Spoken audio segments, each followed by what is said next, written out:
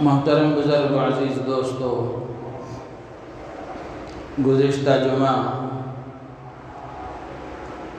اولاد سے متعلق کچھ باتیں عرض کی گئی تھیں کہ اولاد نیک ہو تو ماں باپ کو دنیا میں بھی اس کا صلہ ملتا ہے اور آخرت میں بھی اس کا فائدہ ہوتا ہے، اور اگر اولاد بری ہو، نافرمان ہو، گنہگار ہو، فاسق و فاجر ہو، غلط کاموں کی عادی ہو، تو اس کا وبال بھی ماں باپ کو دونوں جہانوں میں ہوتا ہے۔ اسی لیے اللہ کے رسول علیہ السلام نے بہت زیادہ زور دیا ہے، تاکید فرمائی ہے، اور ماں باپ کے ذمے یہ اولاد کا حق بتایا ہے کہ ماں باپ اپنی اولاد کی تربیت میں ہرگز سستی نہ کریں، اولاد کی تربیت میں ہرگز کوتاہی نہ کریں، اس لیے کہ بچوں کا پیدا کرنا یہ جانور بھی پیدا کرتے ہیں، انسان بھی پیدا کرتے ہیں، دونوں کے درمیان میں امتیاز اور فرق یہی ہے کہ انسان اپنی اولاد کی تربیت پر خاص توجہ دیتا ہے، اور اگر صحیح تربیت ہوئی تو اس کا صلہ دنیا میں اپنی آنکھوں سے دیکھتا ہے، ان کو دیکھ کر آنکھیں اس کی ٹھنڈی ہوتی ہیں، اور اگر اس نے وہ موقع ہاتھ سے گنوا دیا اور تربیت میں کمی کوتاہی کی، دنیا میں لگا رہا یا اپنی مصروفیتوں کا بہانہ بناتا رہا اور اپنی مشغولیتوں کا عذر کرتا رہا، تو پھر جب یہ اولاد بری عادتوں میں پختہ ہو جاتی ہے تو جو اولاد دل کی ٹھنڈک کا سامان تھی، جو اولاد دل کے اطمینان کا سبب تھی، جس اولاد کو دیکھ کر آنکھیں ٹھنڈی ہو جایا کرتی تھی، اسی اولاد کو دیکھ کر آدمی کڑھتا رہے گا، اسی اولاد کو دیکھ کر دل میں درد ہوتا رہے گا، اسی اولاد کو دیکھ کر دنیا میں بدنام ہوتا رہے گا، اسی اولاد کو دیکھ کر چار لوگوں کے درمیان میں بیٹھنے کے قابل نہیں رہے گا۔ اسی لیے اللہ کے نبی نے فرمایا تھا کہ آدمی اگر صحیح تربیت کر کے دنیا سے جاتا ہے تو جانے کے بعد اس کی اولاد اس کے لیے دعا کرتی ہے، ایصال ثواب کرتی ہے، اس کے لیے کچھ پڑھ کر بخشتی ہے، تو وہ بھی اس کو قبر میں اس کا صلہ ملتا ہے۔ حضرت شیخ الحدیث مولانا زکریا صاحب کاندھلوی رحمۃ اللہ علیہ نے فضائل صدقات میں لکھا ہے، ایک واقعہ نقل فرمایا ہے، ایک عورت تھی جس کو باہیہ کہا جاتا تھا، بڑی متقی، پرہیزگار، وفا شعار، نیک کردار خاتون تھی۔ جب اس کا انتقال کا وقت قریب آیا تو اس نے آسمان کی طرف نگاہ اٹھائی اور اللہ سے یوں عرض کرنے لگی، اے پروردگار، اے وہ ذات جو میرا توشہ ہے، میرا ذخیرہ ہے، موت اور زندگی دونوں میں میرا اس پر بھروسہ ہے، مجھے موت کے وقت رسوا نہ فرمائیے اور قبر میں وحشت نہ رکھیے۔ جب اس کا انتقال ہو گیا تو نیک تھی، اس نے اپنی اولاد کو بھی نیک بنایا تھا، تو اس کا ایک بیٹا تھا، جب اس کا انتقال ہو گیا تو وہ بیٹا ہر جمعہ اپنی ماں کی قبر پر جاتا اور قرآن پڑھ کر اس کو بخش کر آتا، ایصال ثواب کا اہتمام کرتا تھا۔ ایک مرتبہ اس لڑکے نے اپنی ماں کو خواب میں دیکھا تو پوچھنے لگا، امی جان کس حال میں ہو؟ تو ماں کہنے لگی، بیٹا موت بڑی سخت چیز ہے، موت بڑی سخت چیز ہے، اللہ نے مجھ پر احسان فرمایا، میرے ساتھ کرم کا معاملہ فرمایا، میں بہت راحت اور اطمینان کے ساتھ ہوں، ریحان میرے نیچے بچھی ہوئی ہے، ریشم کے تکیے پر میں ٹیک لگائی ہوئی ہوں، بہت آرام اور راحت کے ساتھ ہوں۔ بیٹے کو اطمینان ہوا، بیٹے نے پوچھا، امی جان میرے لائق کوئی خدمت ہو تو بتاؤ۔ ماں کہنے لگی، بیٹا ہر جمعہ جو اہتمام کے ساتھ تو میری قبر پر آیا کرتا ہے اور قرآن کی تلاوت کیا کرتا ہے، اس معمول کو باقی رکھنا، اس کو مت چھوڑنا۔ بیٹا اور زیادہ اہتمام کرنے لگا، اس لیے کہ ماں نے بتایا تھا کہ جب تو جمعے کے دن میری قبر کے پاس آتا ہے تو سارے قبرستان والے مجھے خوشخبری دینے آتے ہیں کہ تیرا بیٹا آیا ہے، اور تیرے آنے کی وجہ سے مجھے بھی خوشی ہوتی ہے۔ اس لیے تو اپنے اس معمول کو باقی رکھنا اور اس معمول کو نہ چھوڑنا۔ پھر اس کے بعد چند دنوں کے بعد اس لڑکے نے خواب میں دیکھا کہ ایک بڑا مجمع مردوں اور عورتوں کا اس کے پاس آیا ہے اور وہ اس کا شکریہ ادا کر رہا ہے، اس کے عمل سے خوش ہو رہا ہے، اس کا شکریہ ادا کر رہا ہے، اور وہ یہ مجمع یہ کہہ رہا ہے۔ اس نے پوچھا ان سے کہ تم کون لوگ ہو، تم کون لوگ ہو، کیوں آئے ہو؟ تو وہ کہنے لگے کہ ہم اس قبرستان کے رہنے والے ہیں جس قبرستان میں تمہاری ماں مدفون ہے، اور تم ہر جمعے آیا کرتے ہو، آ کر قرآن کی تلاوت کیا کرتے ہو۔ اور اس لڑکے کا معمول یہ تھا کہ جہاں وہ اپنی ماں کے لیے مغفرت کی دعا کرتا، اپنی ماں کے لیے ایصال ثواب کرتا، وہیں پورے قبرستان والوں کے لیے بھی دعا کرتا تھا۔ تو ان سب لوگوں نے کہا کہ ہم اس قبرستان کے رہنے والے ہیں، ہم تمہارا شکریہ ادا کرنے کے لیے آئے ہیں، ہر جمعہ تم آتے ہو اور ہمارے لیے دعا کرتے ہو، ہمیں اس سے بڑی راحت ہوتی ہے، بڑی خوشی ہوتی ہے، اپنے اس معمول کو برقرار رکھنا۔ تو چنانچہ وہ لڑکا اور زیادہ پھر اس کے بعد اس میں اہتمام کرنے لگا۔ تو عرض کرنے کا مقصد یہ ہے کہ اولاد کو اگر ہم نے اپنی زندگی میں نیک بنایا، نیک عادتوں والی بنایا، نیک اخلاق والی بنایا، اللہ کی فرما بردار بنایا، اور ماں باپ کی اطاعت شعار اور وفادار بنایا، اللہ کے نبی علیہ السلام کی سنتوں پر عمل کرنے والی ہم نے بنایا، تو یہ اولاد مرنے کے بعد بھی ہمارے لیے ٹھنڈک کا سامان بنے گی۔ اور اگر اولاد کو برا ہم نے بنا دیا، ان کی تربیت پر ہم نے کوئی توجہ نہیں دی، کوئی فکر ہم نے نہیں کی، وہ جہاں جاتا ہے جانے دو، کیا کرتا ہے کرنے دو، اس کی راتیں کہاں گزرتی ہیں، کس کے ساتھ وہ رات گزارتا ہے، اس کا دن کہاں گزرتا ہے، کن لوگوں کے ساتھ وہ گزارتا ہے، کیا کس وقت میں وہ کیا کام کرتا ہے، ماں باپ کو اگر اس کی کوئی فکر نہیں ہے تو پھر ان کو تیار رہنا چاہیے بدنامی کے لیے، ان کو تیار رہنا چاہیے دل کے دکھانے کے لیے، ان کو تیار رہنا چاہیے ان کو دیکھ دیکھ کر اپنی اولاد کو کڑھنے کے لیے، اس لیے کہ یہ بچپن کا موقع، یہ تربیت کا موقع ہے، اس کو اگر ہاتھ سے ہم نے گنوا دیا تو زندگی بھر پچھتاتے رہیں گے۔ اسی لیے اللہ نے قرآن پاک میں فرمایا کہ جو اولاد نافرمان ہو، خدا کی باغی ہو، بد کردار ہو، بد اخلاق ہو، گناہوں کی عادی ہو اور اللہ کی نافرمانی کی عادی ہو،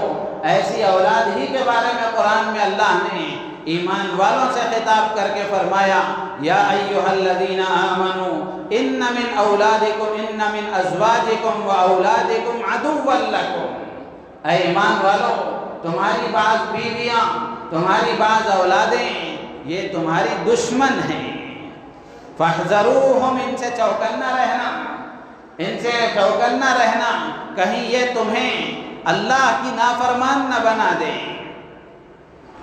اللہ نے دشمن قرار دیا، یہ اسی اولاد کو قرار دیا ہے جس اولاد کو تربیت نہ کر کے ہم نے اس کو خدا کا باغی بنا دیا ہے۔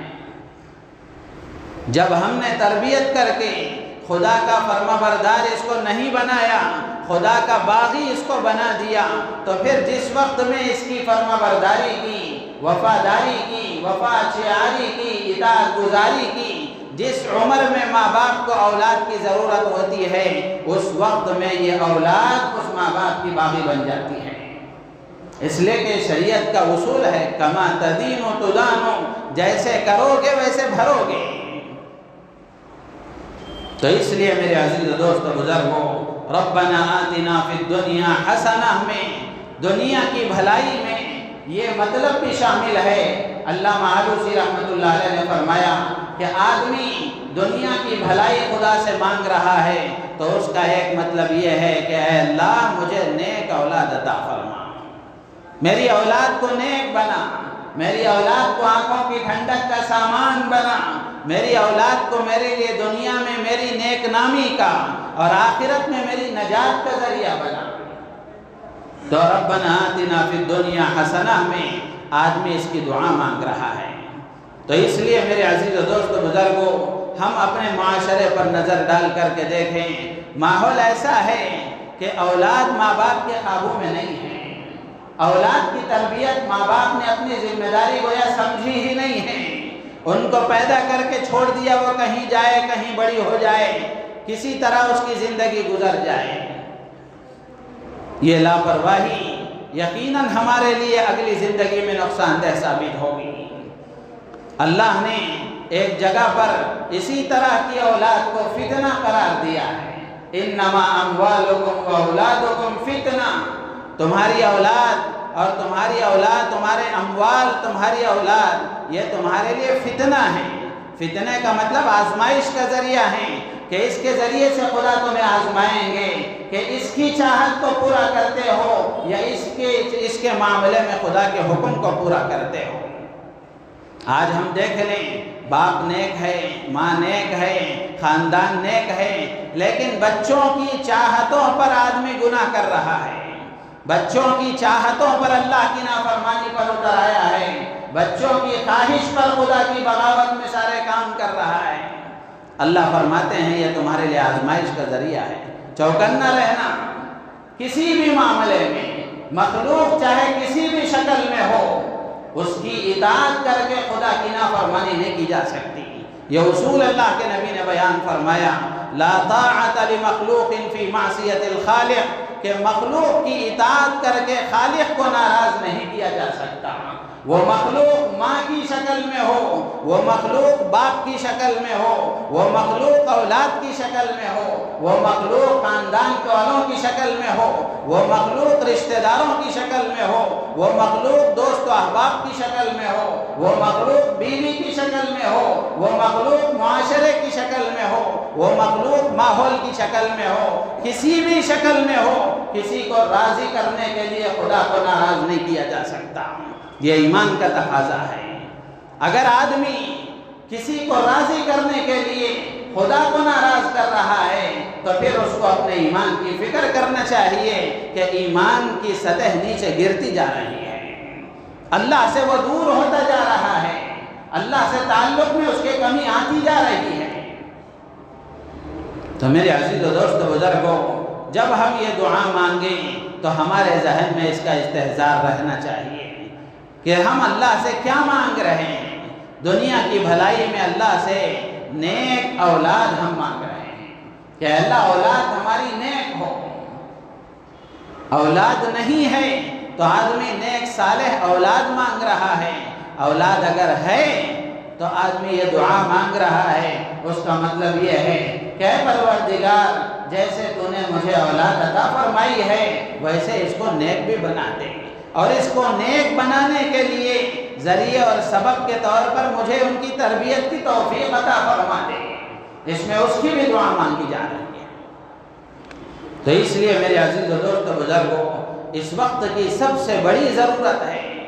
سب سے بڑی ضرورت ہے کہ ماں باپ اپنی اولاد کی کڑی نگرانی کریں، ان کی تربیت کریں، ان کے رات و دن کو دیکھیں، ان کی تنہائی اور مجمع کو دیکھیں، ان کے دوست و احباب کو دیکھیں، وہ کہاں جا رہا ہے، کس سے مل رہا ہے، اس کا وقت کہاں گزر رہا ہے، کیسے وہ اپنا وقت گزار رہا ہے۔ یہ نہ سمجھیں کہ مسجد کو گیا ہے تو مسجد ہی میں رہا ہوگا رات میں 10 بجے تک، یہ سوچ کر آپ خوش فہمی میں نہ رہ جائیں۔ اس سے آنے کے بعد باقاعدہ آپ پوچھیں، عشاء کی نماز میں تم گئے تھے، 10 بجے تم گھر واپس آئے ہو، یہ وقت تم نے کہاں گزارا؟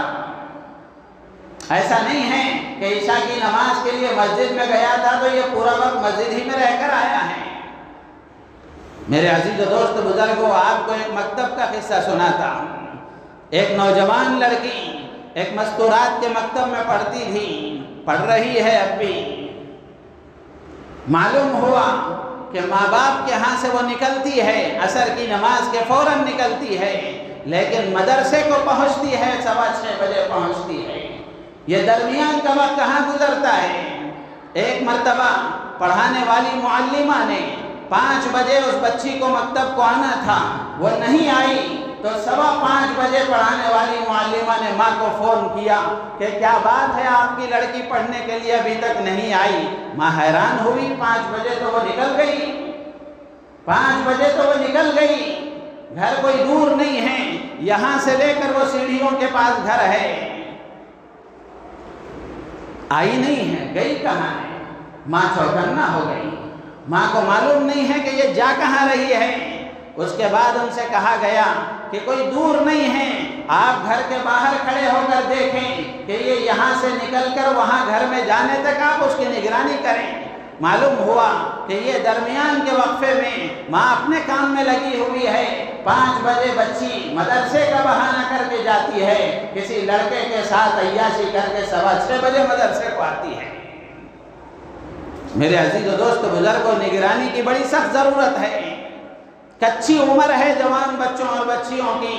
اس میں اگر ماں باپ نے تربیت نہیں کی تو وہ غلط کاموں میں جب پختہ ہو جائیں گے اور عادی ہو جائیں گے، آپ ان کو چھوڑانا بھی چاہیں گے تو چھوڑا نہیں سکیں گے۔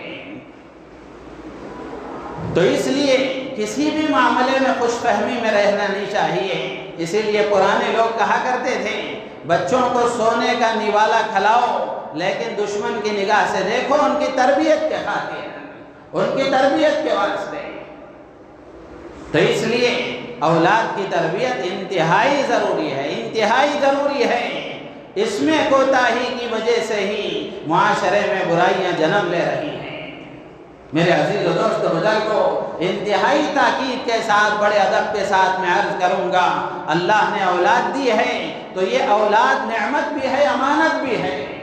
نعمت ہونے کا تقاضا یہ ہے کہ اس پر اللہ کا شکر ادا کیا جائے اور شریعت کی حد میں رہتے ہوئے خوشی کا اظہار کیا جائے۔ امانت ہونے کا تقاضا یہ ہے کہ جس مقصد کے لیے خدا نے ماں باپ کو پیدا کیا ہے، جس مقصد کے لیے اللہ نے اس اولاد کو دنیا میں جنم دیا ہے، دنیا میں اس کو وجود بخشا ہے، اس کو وہ مقصد سمجھایا جائے، اس کو خدا کا تعارف کرایا جائے کہ تمہارا خدا کون ہے، اس کو نبی کا تعارف کرایا جائے کہ تمہارے نبی کون ہیں، اس کو اس کے دل و دماغ میں بچپن ہی سے اللہ کی محبت ڈالی جائے، اللہ کے نبی علیہ السلام کی محبت ڈالی جائے، اہل بیت کی محبت اس کے دل میں ڈالی جائے، صحابہ کی عظمت اس کے دل میں ڈالی جائے، اس کے عقائد درست کیے جائیں، اس کے اخلاق درست کیے جائیں، اس کے اعمال کو درست کرنے کی فکر کی جائے۔ یہ امانت ہونے کا تقاضا ہے۔ امام غزالی نے لکھا ہے کہ اولاد جہاں اللہ کی نعمت ہے وہیں اللہ کی امانت بھی ہے۔ دونوں پہلوؤں کو دیکھنا چاہیے۔ آج ہم نعمت ہونے کا تقاضا دیکھتے ہیں اور اس کو محسوس کرتے ہیں، لڑکا ہوا کہ لڑکی ہوئی، اولاد کے ہونے کے بعد گھروں میں خوشیوں کا ماحول بن جاتا ہے، ماں باپ کے چہرے کھل اٹھتے ہیں، شریعت منع نہیں کرتی۔ جائز حد میں رہتے ہوئے، شریعت کے حدود میں رہتے ہوئے آدمی خوشی کا اظہار کریں، اللہ کی شکر گزاری کریں، شریعت اس کو پسند کرتی ہے۔ لیکن جہاں اس پہلو پر ہماری نظر ہے، یہ دوسرے والے پہلو پر بھی ہماری نظر ہونی چاہیے۔ امانت بھی ہے اللہ کی، اللہ نے ایک مختصر وقت کے لیے حوالے کی ہے۔ اللہ اس میں بھی ہمارا امتحان لینا چاہتے ہیں کہ تمہارے ذمہ ہم نے ایک کام دیا ہے، تم یہ کام کرتے ہو کہ نہیں کرتے ہو، اس کام میں کمی کوتاہی کرتے ہو یا اس کام کو پورا کرتے ہو۔ اس لیے میرے عزیز و دوست بزرگوں، بڑے ادب کے ساتھ درخواست ہے، بچہ چھوٹا ہو کہ بڑا ہو، بچہ چھوٹا ہو کہ بڑا ہو، غیر شادی شدہ ہو کہ شادی شدہ ہو، آپ ان الفاظ کو بھی یاد رکھیں۔ بچہ شادی شدہ ہو کہ غیر شادی شدہ ہو، ماں باپ کے ساتھ اگر وہ رہ رہا ہے، الگ بھی اگر وہ رہ رہا ہے، اولاد آپ ہی کی ہے، وہ غلط کام کرے گا تو آپ بدنام ہوں گے۔ اس لیے تھوڑا تھوڑا اس کی فکر کرتے رہا کیجئے، معلوم کرتے رہا کیجئے۔ کتنی کارگزاریاں میں آپ کو سناؤں، میرے عزیز و دوست بزرگوں، دیندار گھرانوں کے بچے ہیں لیکن غلط کاموں کے عادی ہو گئے۔ چوراہے پر کھڑے ہو کر لوگ کہتے ہیں کہ تمہارا بیٹا ایسا ہے، تم ایسے ہو۔ وہ سر جھکا کر خاموش چلا جاتا ہے، کوئی جواب نہیں دے سکتا۔ وہ ہے تہجد گزار، وہ ہے نمازوں کا عادی، نمازوں کا پابند، وہ ہے اللہ کے حکموں کا پابند، لیکن اس کی اولاد اس کے لیے بدنامی کا ذریعہ بن گئی۔ تو اس لیے اولاد کی تربیت بہرحال ضروری ہے، ہر حال میں ضروری ہے۔ اس میں اگر ہم نے کوتاہی کی، دنیا میں بھی پچھتائیں گے، آخرت میں بھی اس کا وبال بھگتیں گے۔ اللہ ہم سب کی حفاظت فرمائے، ہم سب کو صحیح سمجھ عطا فرمائے، اور اپنی ذمہ داری کے احساس کے ساتھ اپنی اولاد کے جو حقوق ہمارے ذمے میں ہیں، اللہ تعالیٰ مجھے آپ کو ان حقوق کی ادائیگی کی اچھی طرح توفیق عطا فرمائے۔ تو علامہ آلوسی رحمۃ اللہ علیہ نے لکھا ہے کہ ربنا آتنا فی الدنیا حسنہ میں دنیا کی بھلائی سے ایک مراد اولاد الابرار ہے، نیک اولاد ہے۔ اسی طریقے سے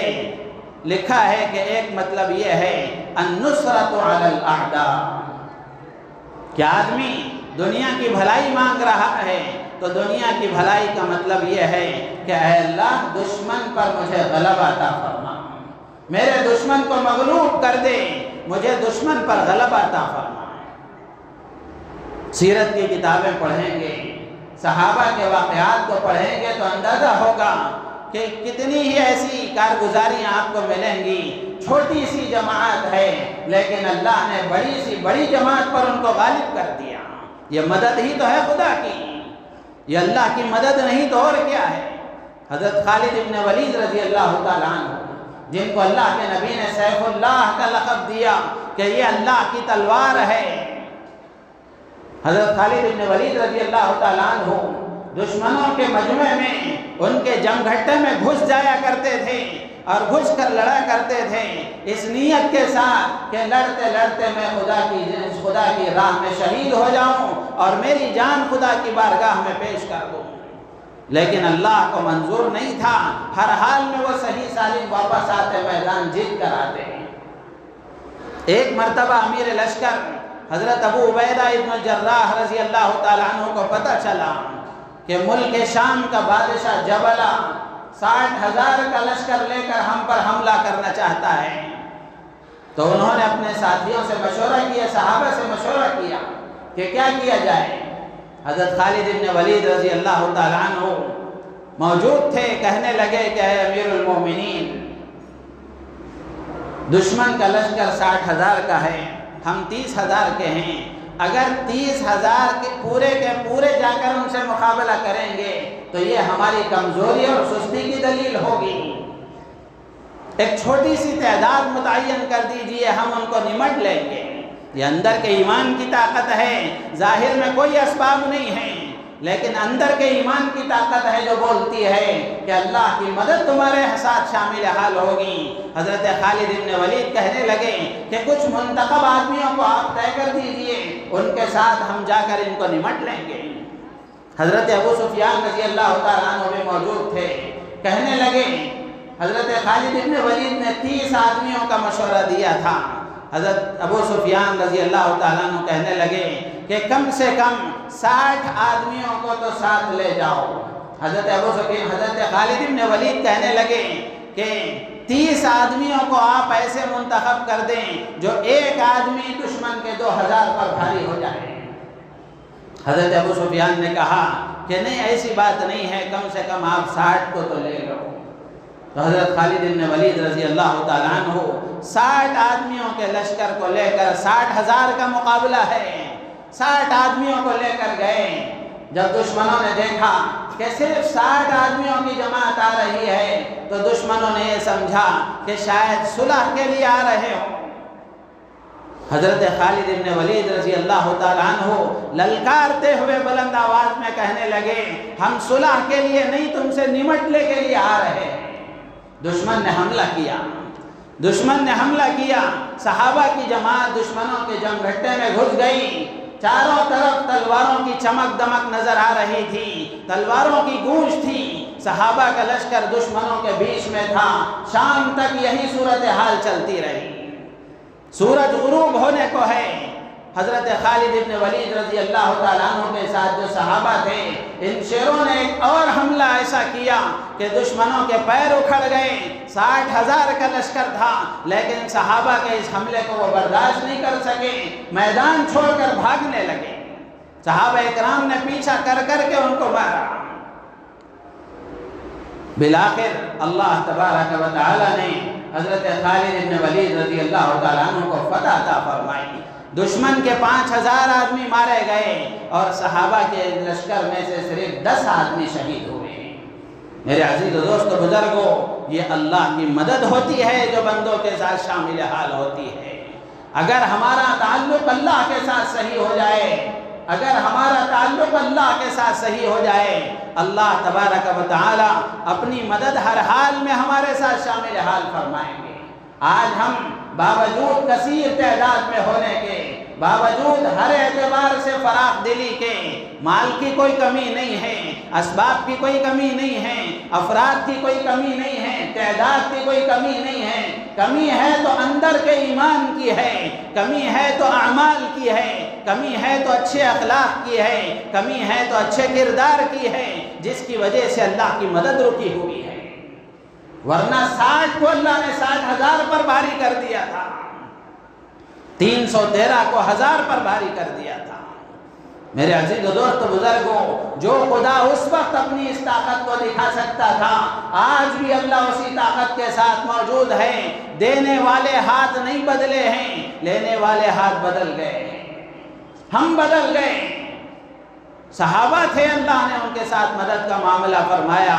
اگر ہم ان کے نقش قدم پر چلنے لگیں گے، ان جیسے بننے کی کوشش کریں گے، ان کی ظاہری مشابہت کم سے کم اختیار کریں گے، اللہ کی ذات عالی سے امید ہے اس وقت کا جو ماحول ہے وہ خود بخود پلٹ جائے گا۔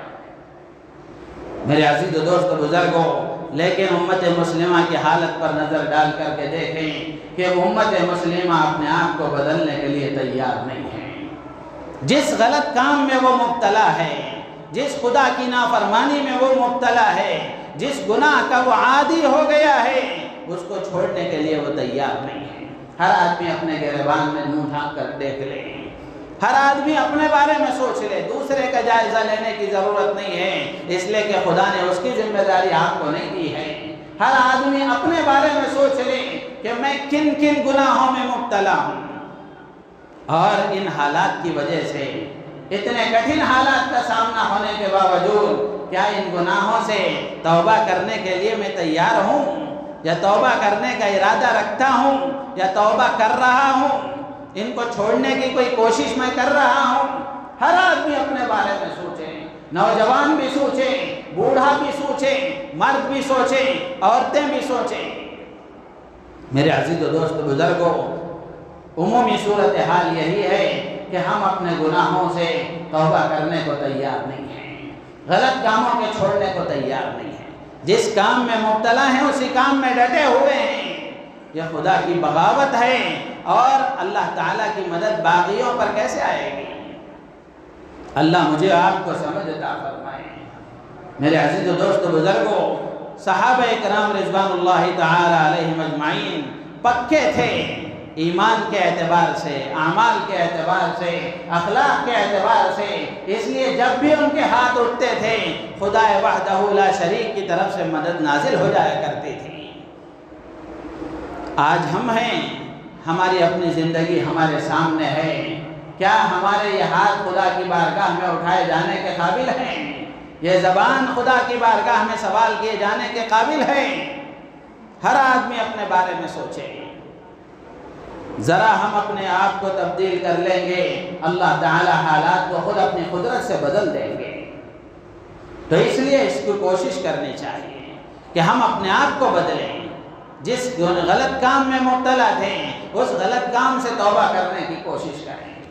تو ربنا آتنا فی الدنیا حسنہ میں دنیا کی بھلائی بندہ مانگ رہا ہے، تو اس میں اللہ سے یہ بھی مانگ رہا ہے کہ اے پروردگار عالم، مجھے میرے دشمنوں پر غلبہ عطا فرما، میرے دشمنوں کو مغلوب کر دے۔ اس نیت کے ساتھ ہم ربنا آتنا فی الدنیا حسنہ پڑھا کریں اور اللہ سے مانگا کریں۔ اگر اس نیت کے ساتھ مانگیں گے، ہمارے اعمال ویسے ہوں گے، ہمارے اخلاق ویسے ہوں گے، تو پھر اللہ تبارک و تعالیٰ کی مدد شامل حال ہو جائے گی۔ اسی طرح علامہ آلوسی رحمۃ اللہ علیہ نے اپنی کتاب روح المعانی میں لکھا ہے کہ دنیا کی بھلائی سے مراد نیک نامی ہے، مقبولیت ہے۔ نیک نامی اور مقبولیت یہ بھی بہت بڑی نعمت ہے اللہ کی، کہ کسی آدمی کو نیک نامی حاصل ہو جائے، مخلوق میں مقبولیت حاصل ہو جائے، یہ اللہ ہی کی عطا ہوتی ہے، یہ اللہ ہی کی عطا ہوتی ہے، آدمی کا اس میں کوئی کمال نہیں ہوتا۔ اس لیے کہ حدیثوں میں موجود ہے کہ جب اللہ تعالیٰ کسی بندے سے محبت فرماتے ہیں، جبرائیل امین علیہ السلام سے کہتے ہیں جبرائیل مجھے فلاں بندے سے محبت ہے، میں فلاں بندے سے محبت کرتا ہوں، فلاں کو میں پسند کرتا ہوں، لہذا تم بھی اس کو پسند کرو، اس سے محبت کرو۔ پھر حضرت جبرائیل اس سے محبت کرنے لگتے ہیں، پھر آپ حضرت جبرائیل علیہ السلام آسمان والوں کے درمیان میں اعلان کرتے ہیں کہ خدا فلاں بندے سے محبت کرتا ہے اور میں فلاں بندے سے محبت کرتا ہوں، اس لیے تم سب اس سے محبت کرو۔ اللہ بھی محبت کرتا ہے، آسمان کے مکین بھی محبت کرتے ہیں، آسمان میں رہنے والی مخلوقات بھی اس سے محبت کرتی ہیں۔ پھر اس کے بعد اللہ تبارک و تعالی زمین کی مخلوق میں اس کی محبت ڈال دیتے ہیں۔ قرآن میں بھی اللہ نے فرمایا ان الذین آمنوا وعملوا الصالحات سیجعل لهم الرحمن ودا، جو ایمان اور اعمال صالحہ کے ساتھ، اعمال صالحہ میں صرف نماز نہیں ہے، یہ غلط فہمی میں نہیں ہونا چاہیے، اعمال صالحہ کا ایک بڑا حصہ نماز ہے، اعمال صالحہ میں سارے نیک کام داخل ہیں۔ تو جو آدمی ایمان، اعمال اور اخلاق کے ساتھ زندگی گزارے گا، اللہ تبارک و تعالی اس کے لیے مخلوق کے دلوں میں محبت پیدا فرما دیں گے۔ اسی لیے آپ نے دیکھا ہوگا جو اللہ کا نیک بندہ ہوتا ہے، اللہ کا ولی ہوتا ہے، اللہ تبارک و تعالی لوگوں کے دلوں میں اس کی محبت ڈال دیتے ہیں، اس کے دلوں میں محبت ڈال دیتے ہیں۔ آج بھی ہم اپنے ملک کے اولیاء کو یاد کریں، ان کو دیکھیں کہ حضرت خواجہ معین الدین چشتی اجمیری رحمۃ اللہ علیہ، اللہ نے ان کی محبت دلوں میں کیسے ڈالی تھی لوگوں کے۔ آج بھی ان کے مزار پر مسلمان اور غیر مسلم سب عظمت کے ساتھ جاتے ہیں۔ یہ محبت خدا کی ڈالی ہوئی ہے، ان کا کوئی اپنا کمال نہیں ہے۔ ان کا کمال یہی ہے کہ انہوں نے اپنے عقائد صحیح رکھے تھے، اپنے اعمال صحیح رکھے تھے، وہ اخلاق کے صحیح تھے، اعمال کے صحیح تھے، ایمان کے اعتبار سے صحیح تھے، یہ ان کا کمال ہے۔ ان کے اچھے ہونے کی وجہ سے خدا وحدہ لا شریک نے مخلوق کے دلوں میں ان کی محبت پیدا فرما دی تھی۔ تو میرے عزیز و دوست و بزرگوں، دنیا کی بھلائی سے مراد یہ ہے کہ آدمی کو اللہ تبارک و تعالی نیک نامی عطا فرماتے ہیں، اور نیک نامی مقبولیت مخلوق کے اندر کوئی بری چیز نہیں ہے۔ عموماً ہوتا یہ ہے، حضرت شاہ ابرار الحق صاحب ہردوئی رحمۃ اللہ علیہ بہت بڑے بزرگ گزرے ہیں، سنتوں کے سلسلے میں سنتوں کے زندہ کرنے والے، ہر سنت پر عمل کرنے کی توجہ دلانے والے، اسی لیے اس وقت کے اکابر نے ان کو محیی السنہ کا لقب دیا تھا کہ یہ سنتوں کو زندہ کرنے والے ہیں۔ تو شاہ ابرار الحق صاحب رحمۃ اللہ علیہ سے کسی نے پوچھا کہ حضرت جب میں تسبیح ہاتھ میں لیتا ہوں تو خیال آتا ہے کہ لوگ نیک سمجھیں گے، لوگ نیک سمجھیں گے۔ تو حضرت شاہ ابرار الحق صاحب رحمۃ اللہ علیہ نے فرمایا تو اچھا، تو آپ کیا چاہتے ہیں کہ لوگ آپ کو بدمعاش سمجھیں؟ نیک تو لوگ سمجھیں گے ہی، لوگ تو نیک سمجھیں گے ہی، لوگوں کے دلوں میں نیک نامی آپ کی آئے گی ہی اگر آپ نیک کام کریں گے۔ بس اتنی بات ہے کہ آپ اپنے آپ کو نیک نہ سمجھیں، آپ اپنے آپ کو نیک سمجھ کر تکبر میں مبتلا نہ ہو جائیں۔ اللہ کے نبی علیہ السلام نے مسنون دعاؤں میں کتنی پیاری دعا سکھائی ہے، اللہم اجعل فی عینی صغیرا وفی اعین الناس کبیرا، نبی تو نبی ہی ہوتے ہیں۔ اللہ کے نبی علیہ السلام کے بارے میں گزشتہ سے پیوستہ جمعہ میں نے بات عرض کی تھی، جیسے اللہ کے نبی دعوت میں نبی ہیں، ایسے ہی آپ دعا میں بھی نبی ہیں۔ جو مضمون اللہ کے نبی نے بیان فرمایا ہے، انسان کی سوچ وہاں تک پہنچ نہیں سکتی۔ اللہ کے نبی نے ایسی ایسی چیزیں سکھائی ہیں، اور ظاہر سی بات ہے یہ خدا کی بتائی ہوئی ہے، یہ خدا کی بتائی ہوئی ہیں، خدا کی دل میں ڈالی ہوئی ہیں۔ تو اللہ کے نبی علیہ السلام کی مسنون معصور اور مقبول دعاؤں میں ہے، اللہم اجعل فی عینی صغیرا، اے اللہ مجھے اپنی نگاہ میں چھوٹا بنا دے، وفی اعین الناس کبیرا، لوگوں کی نگاہ میں بڑا بنا دے۔ میں اپنے آپ کو بڑا نہ سمجھوں، لوگ مجھے بڑا سمجھیں، لوگوں کے درمیان میری مقبولیت ہو، لوگوں کے درمیان نیک نامی حاصل ہو، یہ مطلوب ہے۔ مجھے وہ آیت یاد نہیں آ رہی، حضرت ابراہیم علیہ السلام نے غالباً اللہ سے یہ دعا مانگی تھی کہ اے اللہ میرے بعد میرے معاملے میں لوگوں کے درمیان میں اچھا تذکرہ میرا رہے، لوگوں کے درمیان میری نیک نامی باقی رہے۔ نبی نے اللہ سے یہ دعا مانگی تھی، یہ مطلوب ہے۔ اسی لیے حضرت شاہ ابراء الحق صاحب رحمۃ اللہ علیہ نے فرمایا کہ آپ اچھے کام کریں گے تو لوگ آپ کو اچھا سمجھیں گے، آپ اپنے آپ کو اچھا مت سمجھیں۔ آپ اپنے آپ کو اچھا سمجھیں گے تو پھر عجب میں مبتلا ہو جائیں گے، اپنے آپ کو اچھا سمجھ کر تکبر میں مبتلا ہو جائیں گے، جس کے نتیجے میں دنیا بھی برباد، آخرت بھی برباد ہو جائے گی۔ قرآن پاک میں اللہ نے صاف فرمایا فَلَا تُزَكُّوا أَنفُسَكُمْ هُوَ أَعْلَمُ بِمَنِ اتَّقَى، اپنے آپ کو بہت زیادہ پاک پویتر مت سمجھو، وہ جانتا ہے کہ کس کے دل میں تقوی ہے، وہ خوب واقف ہے کہ کون نیک ہے کون برا ہے۔ اللہ تعالیٰ تو چھوٹی سی چھوٹی چیز کو جانتا ہے، پوشیدہ سے پوشیدہ چیز کو جانتا ہے۔ اسی لیے اللہ نے فرمایا فَلَا تُزَكُّوا أَنفُسَكُمْ، اپنے آپ کو بہت زیادہ پاک پویتر مت سمجھو۔ آدمی کی کوشش یہ ہونا چاہیے کہ وہ نیک اعمال کا پابند رہے، اللہ کے حکموں کا پابند رہے، لیکن اگر وہ اپنے آپ کو نیک سمجھنے لگ جائے گا اور اپنے آپ کو پارسا بزرگ پاک پویتر سمجھنے لگ جائے گا تو پھر اس کی ترقی رک جائے گی۔ اسی لیے مشہور ہے، منقول ہے یہ بات، کسی ولی کو اپنے ولی ہونے کا یقین نہیں ہوتا۔ نبی کو نبی ہونا بتایا جاتا ہے، لیکن ولی کو ولی ہونا نہیں بتایا جاتا۔ وہ ولی زندگی کے آخری لمحے تک اللہ کی رضا کے لیے نیک کام کرتا رہتا ہے۔ اسی لیے موجود ہے حضرت پیران پیر غوث اعظم دستگیر شیخ عبد القادر جیلانی رحمت اللہ علیہ کے غالباً انتقال کا وقت آیا، شیطان نے کہا ان سے، یہ حضرت امام احمد بن حنبل کا یہ قصہ ہے، کسی بھی ایک بزرگ سے شیطان نے کہا کہ تم نے اب اتنے سال تک نماز پڑھ لی ہے، 30 سال تک، تو اب آپ سے نماز معاف ہو گئی، اب آپ سے نماز معاف ہو گئی۔ تو وہ بزرگ نے اللہ سے توبہ کی اور اللہ سے پناہ مانگی کہ یہ شیطان ہے جو مجھے بہکا رہا ہے۔ اور پھر انتقال کا وقت قریب آیا تو اس وقت میں کہنے لگا کہ وہ بزرگ کا نام لے کر کہنے لگا، وہ پیران پیر تھے یا حضرت امام احمد بن حنبل تھے، ان سے کہنے لگا کہ تو میرے ہاتھ سے نکل گیا، مجھ سے بچ گیا۔ تو وہ بزرگ کہنے لگے ابھی بھی نہیں بچا ہوں، ابھی بھی زندگی کی کچھ سانسیں باقی ہیں، ابھی بھی کچھ سانسیں باقی ہیں، ابھی بھی نہیں بچا ہوں۔ اللہ تبارک و تعالی ایمان پر خاتمہ کر دے تو اس دن میں تجھ سے بچ گیا۔ تو میرے عزیز و دوست بزرگوں،